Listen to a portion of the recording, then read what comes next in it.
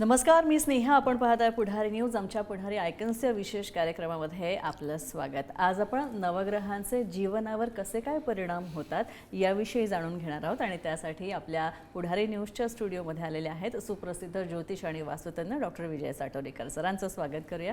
Doctor, स्वागत तुमचं आमच्या स्टुडिओत. नमस्कार. तर सरांकडनं आपण नवग्रहांचे जीवनावर होणारे परिणाम याविषयी जाणून घेणार आहोत. मात्र त्याआधी थोडक्यात परिचय सरांचा करून देते. सरांना ज्योतिषशास्त्र आणि वास्तुशास्त्र या दोन्ही विषयांमध्ये त्यांना PhD ही पदवी त्यांनी संपादित केलेली आहे. त्याबरोबरच या दोन्ही विषयावर त्यांचा सखोल अभ्यास आहे. रत्नशास्त्रावर सुद्धा त्यांचा सखोल अभ्यास आहे आणि सरांच्या 3 पिढ्या या खरं तर याच क्षेत्रामध्ये कार्यरत आहेत आणि सरांना या क्षेत्रामधल्या उल्लेखनीय कामगिरीबद्दल त्यांचा सन्मान करण्यात आलेला आहे. मोठमोठ्या संस्थांनी, आंतरराष्ट्रीय आणि राष्ट्रीय संस्थांनी सुद्धा त्यांचा सन्मान केलेला आहे. चला तर मग आता सुरुवात करूया. आणि जर तुम्हाला सरांना भेटायचं असेल तर तुम्ही नक्कीच जे स्क्रीनवर क्रमांक दिलेले आहेत ते टिपून घ्या. आणि सगळ्यात महत्त्वाचं म्हणजे मुंबई, ठाणे, पुणे, संभाजीनगर आणि नागपूर इथं सुद्धा सर उपलब्ध असतात. तर तिथे सुद्धा तुम्ही जाऊ शकता आणि सरांचं मार्गदर्शन घेऊ शकता. चला तर मग आता चर्चेला सुरुवात करूया. आपल्या विषयाकडे वळूया. सर, नवग्रहाचे जीवनावर होणारे परिणाम याविषयी आपण बोलतोय. तर नवग्रहांची ही संकल्पना मुळात काय ते आधी जाणून घ्यायला आवडेल. नवग्रह म्हणजे आपल्या आकाशामध्ये जे काही ग्रह आहेत ना, त्यामध्ये आपल्या वैदिक ज्योतिषशास्त्रामध्ये आपण 9 ग्रह म्हणतो. त्याच्यामध्ये सूर्य, चंद्र, मंगळ, बुध, गुरु, शुक्र, शनी, राहू आणि केतू हे ग्रह नाहीत. हे छायाग्रह आहेत. हे छायाग्रह शॅडो आहेत. म्हणजे ते भौतिक नाहीत. भौतिक ग्रह हे 7च आहेत. हे जे 2 ग्रह आहेत ते छायाग्रह आहेत. तर ह्या प्रत्येक ग्रह जो आहे ना, त्याच्या प्रत्येक ग्रहाचा इम्पॅक्ट जो आहे ना आपल्या जीवनावरच्या काही क्षेत्रावर पडत असतो. त्याच्यामुळं ज्योतिषशास्त्रामध्ये 9 ग्रहाला अनन्यसाधारण महत्त्व आहे. प्रत्येक ग्रह काही ना काहीतरी आपल्याला देत असतो. त्याच्यातून काही ना काहीतरी आपल्या जीवनावर इम्पॅक्ट पडत असतो. म्हणून 9 ग्रहाची ही संकल्पना ज्योतिषशास्त्रामध्ये मांडली आहे. सूर्यग्रह हा आपल्या व्यक्तिमत्वावर कसा परिणाम करतो? आता हे प्रत्येक ग्रह जसं मी तुला सांगितलं असं की तो आपल्या जीवनावरच्या काही गोष्टीवर, विशिष्ट गोष्टीवर इम्पॅक्ट करतो किंवा प्रभाव टाकतो.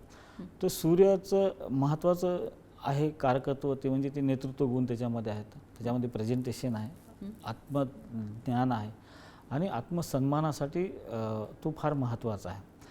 त्यासोबतच तुम्ही प्रेझेंट करत असताना, नेतृत्व गुण करत असताना जर तुमच्या पत्रिकेमध्ये सूर्य जर चांगला असेल तर तुमचे नेतृत्व गुणाच्या कौशल्यानं तुम्ही संघटन कौशल्य चांगलं करू शकता किंवा संघटित लोकांना चांगलं करू शकता. किंवा घरामध्ये सुद्धा आपण पाहतो की घरामध्ये सुद्धा जर एखादा व्यक्ती कर्ता पुरुष आहे आणि त्याचं जर सूर्य चांगला असेल तर त्याचं नेतृत्व खूप चांगलं असतं.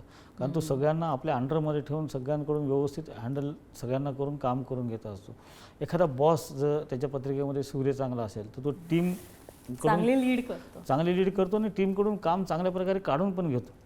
तर ही जी गुण असतात ना, हे सूर्याचे गुण आहेत की तुमच्या पत्रिकेमधला सूर्य तुम्हाला नेतृत्व गुण दाखवतो, तुम्हाला राजकारणात यश आहे की नाही हे दाखवतो. म्हणजे कुठेही जेव्हा तुम्हाला नेतृत्व करायचं असेल तिथे तुम्हाला थोडंफार डिप्लोमॅटिक वागावंच लागतं. म्हणजे तिथे राजकारण हे करावंच लागतं. त्यामुळं सूर्य जो आहे तो तुमच्या नेतृत्व गुणासाठी अत्यंत महत्त्वाचा ग्रह आहे. बरेचदा असं होतं, आपण पाहतो की एखाद्या व्यक्तीमध्ये टॅलेंट भरपूर असतं पण त्याला प्रेझेंट नाही करता येत, त्याला एक्सप्लेन नाही करता येत, एक्सप्रेस नाही करता येत. किंवा असे बरेच असतात. माझ्याकडे काल परवाच एक लेडीज आली होती. ती IT कंपनीमध्ये लीडर होती पण तिच्यातला सूर्य कमी. ती म्हणली मला माझ्या कलिग्जला किंवा माझ्या हाताखालच्या लोकांना सुद्धा फायर सुद्धा करायचं म्हणलं तर मला असं वाटतं की त्याला काय वाटेल, ते काय विचार करेल. भावनिक काही इमोशन्स असतात. तर त्यावेळेला मग ते सोबतचे कलिग्स जे असतात मग ते गैरफायदा घेतात, त्याचाही त्रास होतो. किंवा मग तुमच्याकडे टॅलेंट असू नये, तुम्ही प्रेझेंट न होत असेल तर तुम्हाला बॉस किंवा इमिजिएट बॉस जो कोणी असतो तो पण तुम्हाला वापरून घेत राहतो. तर अशा वेळेला तुम्हाला तुमचं म्हणणं स्पष्टपणे बोलता आलं पाहिजे, नेतृत्व करता आलं पाहिजे आणि धाडस निर्माण करता आलं पाहिजे. या सगळ्या गोष्टीसाठी सूर्य फार महत्त्वाचा आहे. त्यामुळं सूर्य आपल्या पत्रिकेमध्ये उत्तम असणं फार गरजेचं असतं. अच्छा, दुसरा एक महत्त्वाचा ग्रह असतो चंद्र. आणि चंद्र म्हणाला तुम्ही मनाचा कारक असतो. तर मग आपल्या मनावर चंद्रग्रह कसा परिणाम करतो? जसं मी आता तुला सांगितलं सूर्याबद्दल की सूर्य नेतृत्वाचा गुण आहे. नेतृत्व म्हणजे शरीरातली ऊर्जा, की असा तापडपणा, असा ॲग्रेशन, असं तडफदारपणा जो असतो तो शरीरातली ऊर्जा आहे ना, ते म्हणजे सूर्य. आता तो चंद्राबद्दल विचारलं तर चंद्र ही मनाची ऊर्जा आहे. जे सूर्य जसा शरीराची ऊर्जा आहे तसा चंद्र हा मनाची ऊर्जा आहे. जर चंद्र तुमच्या पत्रिकेमध्ये उत्तम असेल, चांगला असेल तर चंद्र हा भावनिकता दाखवतो, इमोशन्स दाखवतो, कुटुंबप्रिय लोक असतात जे चंद्र यांचा चांगला असतो. त्यासोबतच त्यांना प्रामाणिकपणे विचार मांडण्या किंवा प्रामाणिकपणे विचार करण्याची मानसिकता असते. तर तुमचा चंद्र कुंडलीमध्ये चांगला असणं तेवढंच गरजेचं आहे. तुमचे इमोशन्स बरेचदा काय होतं की चंद्र जर कमजोर असेल तर मग भावनिक याच्यामध्ये त्रास होतो, इमोशन्समध्ये त्रास होतो, रिलेशनमध्ये त्रास होतो. तर चंद्र जर चांगला असेल तर तुमचे रिलेशन्स चांगले असतात, कारण त्यांना नाते जपण्याची सवय असते, नाते टिकवण्याची सवय असते आणि दुसऱ्यांचा ते जास्त विचार करतात की बरेचदा त्याचं नुकसान पण होतं. पण बरेचदा हे एकत्र कुटुंबासाठी किंवा एकत्र सगळेजण येण्यासाठी ही पण भावना फार महत्त्वाची असते की दुसऱ्याबद्दल पॉझिटिव्ह विचार ठेवणं आणि भावनात्मक दृष्टिकोनातून विचार करून जर रिलेशन टिकवत असेल तर तिथं डिव्होशन जास्त असतं आणि त्यानुसार चंद्र तुमच्या पत्रिकेमध्ये असणं, उत्तम असणं फार महत्त्वाचं असतं. अच्छा, मला एक सांगा, आता आपण मंगळाविषयी बोलूया की मंगळाविषयी खरं तर हा ग्रहच असा आहे ना की त्याच्याविषयी खूप धास्ती आहे, सगळ्यांच्या मनात प्रचंड भीती आहे, दहशत आहे. तर खरंच हा मंगळ असा आहे का आणि मंगळाचा कसा काय परिणाम होतो? मंगळाबद्दल भीती काय माहिती का? मंगळ हा तुम्हाला कृती करायला लावणारा ग्रह आहे. अच्छा. हां हां. तो डायरेक्ट ॲक्शनवर असतो, तो विचार करत बसत नाही. ॲक्शन नंतर रिॲक्शन, आधी ॲक्शन. म्हणून सगळ्यांना असतं दे धडक बेधडकपणा म्हणतो ना, म्हणून त्याचं आपण मेष राशीचा स्वामी मंगळ आहे तर त्याचं चिन्हच मेंढा आहे की ते धडक देणारच आहे. दे धडक बेधडक, मागचा पुढचा विचार न करता डायरेक्ट धडकणं ज्याला म्हणतो आपण, तर ते मंगळ आहे. धाडसाचा कारक आहे तो. धाडस ज्याच्यामध्ये असतं की ते कोणत्याही परिस्थितीमध्ये हिमतीनं पुढे जात असतं. त्यामुळं मंगळ आपल्या कुंडलीमध्ये चांगला असणं खूप महत्त्वाचं असतं. आता वैवाहिक दृष्टिकोनातून जो मंगळ जो बघितला जातो तो वेगळी गोष्ट आहे, पण जनरल आपल्या तुमच्या पत्रिकेमध्ये मंगळ जर चांगला असेल तर तुम्हाला सूर्य आणि मंगळ जर दोन्ही चांगले असेल तर नेतृत्व गुणासोबत धाडस पण आलं तर तिथं पराक्रम खूप मोठा होऊ शकतो, कारण पराक्रमी मंगळ आहे. मंगळ हा पराक्रमाचा कारक आहे. जिथे तुम्हाला धाडस करायचं आहे, पराक्रम करायचा आहे, म्हणजे तुम्हाला खूप लोकांना हँडल करायचं आहे, वाईट परिस्थितीतून सुद्धा मार्ग काढायचे, तर तिथं मंगळ फार महत्त्वाचा आहे. जर आणि सहसा आपण पाहतो की मी जे काही लोक सैन्यामध्ये असतात, पोलीस दलामध्ये असतात किंवा ह्यांना स्पर्धात्मक गोष्टी फार आवडतात. मंगळ ज्यांचा स्ट्रॉंग असतो त्यांना चॅलेंजेस खूप आवडतात, तर ते खेळामध्ये पण खूप चांगले असतात. तर हे जे या क्षेत्रातले लोकांना बघितलं त्यांचा मंगळ खूप चांगला असतो. तर ते अशा पद्धतीनं मंगळ वाईटच आहे अशातली गोष्ट नाही. मंगळ तुमच्या पत्रिकेमध्ये जर डाऊन असेल किंवा जर कमजोर असेल तर असे लोक मी पाहिलेत की दिसायला दिसताना तर 6 फुटाचे दिसतात पण त्यांचं मन एकदम मऊ असतं, लहान. तर ते असं काही कामच नाही. एखादा पोलीस अधिकारी झाला आहे, दिसायला धिप्पाड आहे, पण त्याच्यामध्ये धाडस नाही आहे. की कसं असतं की हातात काठी असली तरी तुम्हाला धाडस करता आलं पाहिजे, हातात रिव्हॉल्वर असलं तरी ते धाडस करता आलं पाहिजे की तुम्ही ज्या पोस्टवर आहात की त्यानुसार. तर त्यानुसार ते धाडस, डेअरिंग ज्याला म्हणतो आपण, ते तुम्हाला मंगळ उत्तम प्रकारे देतो. आणि मंगळामुळं घाबरून जायची गरज नसते. मंगळ हा तुम्हाला पराक्रम करायला लावतो आणि तो तुम्हाला पराक्रमी बनवत असतो. त्यामुळे मंगळ फार महत्त्वाचा आहे. मंगळ हा विचार करण्यापेक्षा कृतीवर जास्त भर देतो, म्हणून तो ॲक्शनला महत्त्व देतो. त्यामुळे लोकांना त्याची भीती वाटते की ॲक्शन चुकली तर काय होईल. तर त्यामुळं लोकांना त्याच्या बाबतीत भीती आहे, पण मंगळाला घाबरण्यासारखं असं काही नाही. अच्छा, आता बुधाकडे येऊया. आता बुध बुद्धीचा कारक म्हणतात, तर खरंच त्याचा संबंध तेवढा आहे का बुद्धीशी? बुध हा बुद्धीचाच कारक आहे, कारण कसं आहे की बुध हा बुद्धीचा कारक असल्यामुळं संवाद कौशल्य जे असतं ना की ते फार महत्त्वाचं आहे. मग ते बिझनेसमध्ये पण महत्त्वाचं आहे, तुम्हाला तुमच्या नोकरीमध्ये पण महत्त्वाचं आहे. कम्युनिकेशन स्किल्स ज्याला म्हणतो ना आपण, ती सगळ्यात बेस्ट हे तुम्हाला बुधामुळं मिळू शकते. की मी बघितलेले बऱ्याच पत्रिकेमध्ये की ज्यांचा बुध स्ट्रॉंग असतो ते पत्रकारितेमध्ये असतात, लेखन याच्यामध्ये असतात, अँकर्स असतात आणि व्यवसायामध्ये सुद्धा मार्केटिंग क्षेत्रामध्ये ते फार पुढे असतात, कारण त्यांचं संवाद कौशल्य खूप छान असतं. की समोरच्याला आपल्या शब्दामध्ये अडकवणं आणि त्याला म्हणतो ना आपण ते ग्लासमध्ये उतरून ज्याला म्हणतो आपण, तर तसं ते त्यांच्यामध्ये ते संवाद कौशल्य इतकं छान असतं. कन्व्हिन्सिंग पॉवर एवढी छान असते ना की व्यवहार, कारण कोणताही व्यवसायामध्ये व्यवसाय करताना तुम्हाला संवाद कौशल्य असणं फार गरजेचं आहे. किंवा काम करत असताना सुद्धा, नोकरी करत असताना सुद्धा तिथं तुमच्या टीमसोबत तुमचं कौशल्य फार महत्त्वाचं असतं. प्रेझेंटेशनसाठी सुद्धा तुम्हाला कौशल्य ते फार महत्त्वाचं आहे. की ह्या सगळ्या गोष्टीसाठी बुध हा बुद्धीचा कारक असल्यामुळं तुमची ज्यांचं बुध स्ट्रॉंग असतं ना, मी बघितलं त्यांची स्मरणशक्ती खूप स्ट्रॉंग असते. जेवढे असतात ना की ज्यांना मुखपाट कविता असतात किंवा शेरोशायरीमध्ये ते ह्यांचा बूथ फार स्ट्रॉंग असतो, की जे मोठे मोठे वक्ते असतात, कवी वक्ते जे पाहिले मी की त्यांचा बूथ खूप स्ट्रॉंग असतो आणि त्याच्यामुळे ते हजारो लाखो लोकांच्या भीडला सुद्धा ते एकटे समोर उभा टाकून ते त्यांना त्यांच्यासोबत संवाद करू शकतात आणि त्यांना सगळ्यांना मंत्रमुग्ध करू शकतात. एवढी ताकद त्या बुधामध्ये असते. त्यामुळे बुध आपल्या पत्रिकेमध्ये एक अनन्यसाधारण रोल करत असतो आणि बुधाला आपण राजकुमार म्हणतो. जे सूर्यपिता आहे, चंद्रमाता आहे, तो बुध जो आहे तो राजकुमार आहे. त्याच्यामुळं तो चंचल आहे आणि तेवढाच धीर स्थिर पण आहे. त्यासाठी बुधाची ताकद आपल्या पत्रिकेमध्ये जर चांगली असेल, काय होतं की बऱ्याचदा आम्ही पाहिलेलं आहे की बुध जर कमजोर असेल ना, मग तुमच्या वाणीमध्ये सुद्धा अडथळे निर्माण होतात. आपण बरेच लोक बघतो ना की ते फार स्पीडनं बोलतात, एकदम बोलतात की ते आपल्याला लक्षात येत नाही ते काय, किंवा काही लोक खूप अडखळत बोलतात, असं जसं बोलतात. जेव्हा त्यांचा बुध कमजोर असतो किंवा बुधाला पापग्रहानं वेढलेलं असतं किंवा त्यांच्या सोबत येतात ना, तेव्हा त्यांच्या वाणीमध्ये असा काहीतरी प्रॉब्लेम असतो की तो बुध कुठेतरी कमजोर झालेला असतो. त्यासाठी बुध आपल्या वाणीसाठी, संवाद कौशल्यासाठी, व्यवहारासाठी आणि विद्येसाठी फार महत्त्वाचा असतो. अच्छा, गुरु हा ग्रह असा आहे की ज्याच्याबद्दल मला वाटतं सगळ्या ज्योतिषांना सुद्धा आणि सगळ्या सर्वसामान्यांना सुद्धा खूप आदर असेल. तर गुरुग्रहाविषयी जरा सांगा. गुरुला आपण शुभच मानतो नेहमी, पण मी जसं तुला मागच्या एपिसोडमध्ये सांगितलं की कोणताही ग्रह कायमस्वरूपी शुभ नसतो, कोणताही ग्रह कायमस्वरूपी अशुभ नसतो. पण प्रत्येकाची एक तत्वपरीक्षा असते की त्या तत्वपरीक्षा ती ओलांडली, तुम्ही ती एक मर्यादा ओलांडल्यानंतर ते गुरु असलं तरी मग तो पण गुरु पण तुझं तुम्हाला शाप देऊ शकतो. हां, पण गुरुचं एक वैशिष्ट्य असं की गुरु हा ज्ञानाचा कारक आहे, गुरु हा नैतिकतेचा कारक आहे, गुरु हा आत्मज्ञानाचा कारक आहे, आत्मसन्मानाचा कारक आहे. त्यासोबतच तो तुम्हाला नेतृत्वातून आपलं सिद्ध करण्याचा, स्वतःला विस्तार करण्याचा तो पण त्याचा कारक तो गुरुच आहे. काय होतं की गुरु जेव्हा जेव्हा कमजोर येतो ना, मी बघितलं आहे की त्या माणसाकडे नॉलेज असतं पण त्यांना ते प्रकट करता येत नाही किंवा त्याला ते ज्ञानाचा नाही.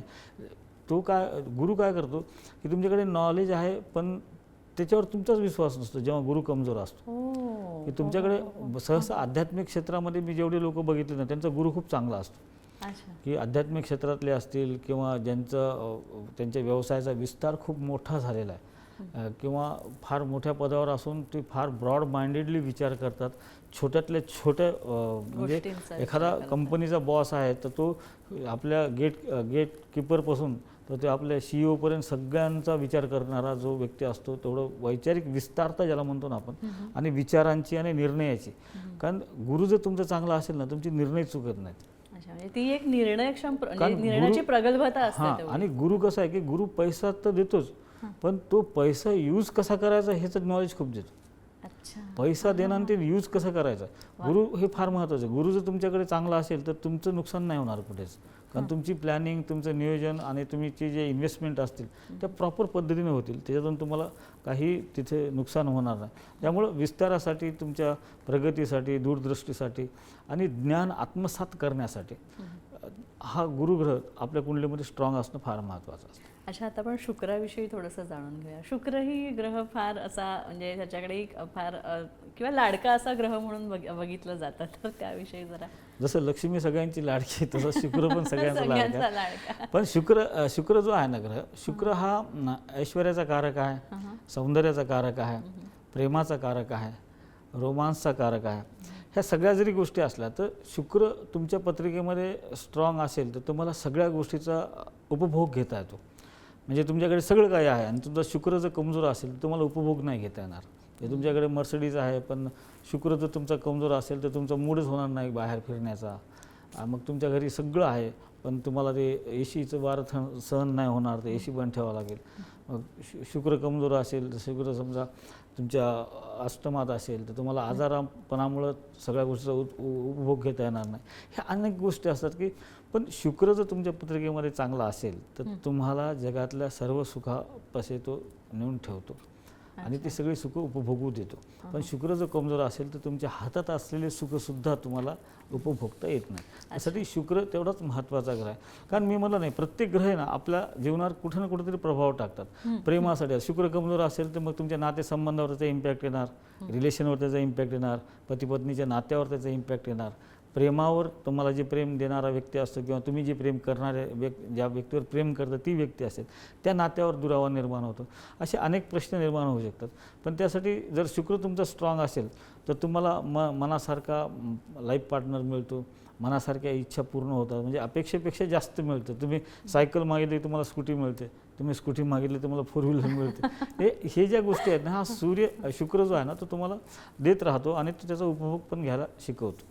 अच्छा, तर शनीजींविषयी आपण बोलूयात की शनी महाराजांना तर सगळे घाबरतात आणि तुम्ही म्हणालात त्याप्रमाणे पापग्रह आहेत ते, तर याविषयी काय शनीजीविषयी? पापग्रह म्हणजे पापी नाही येते, एक लक्षात घ्या. ही एक बोलण्याची पद्धत आहे की शनी पापग्रह आहे. तो पाप करायला लावत नाही किंवा तो पापी पण नाही आहे. शनी ग्रहासारखा तुमच्या जीवनात शिक्षकच कोणी नाही. अच्छा. शनी तुम्हाला शिस्त शिकवतो, तुम्हाला मेहनत कशी करायची शिकवतो, पण तुम्ही किती नम्रपणे राहिलं पाहिजे हे शिकवतो. शनी माझ्या दृष्टिकोनातून मी जेवढा अभ्यास केला ना शनीचा, शनी तुम्हाला घडवतो. जशी एखादी मूर्ती बनवताना आपल्याला शनी हातोड्याचे घाव द्यावं लागतात दगडाला, आणि मग तो दगड जर रडला आणि म्हणला की मला शनी हातोड्याचे घाव नाही खायचे तर त्याची मूर्ती नाही बनणार. खरं. तर त्या माणसामध्ये ते पेशन्स आहेत त्या सगळ्या गोष्टी सहन करण्याचे, त्याला शनी देतो, उशिरा देतो पण कायमस्वरूपी देतो जे द्यायचं. त्यामुळे शनीला घाबरून जायची गरज नाही किंवा शनीबद्दल भाव निर्माण करून घ्यायची गरज नाही. शनीच्या काळामध्ये शनी जेव्हा अशुभ असेल किंवा शनी अशुभ कमजोर असेल तुमच्या पत्रिकेमध्ये, तर त्यावेळेला तुम्हाला शिस्तीमध्ये राहावं लागणार आहे, मेहनत करावं लागणार आहे, कष्ट करावं लागणार आहेत.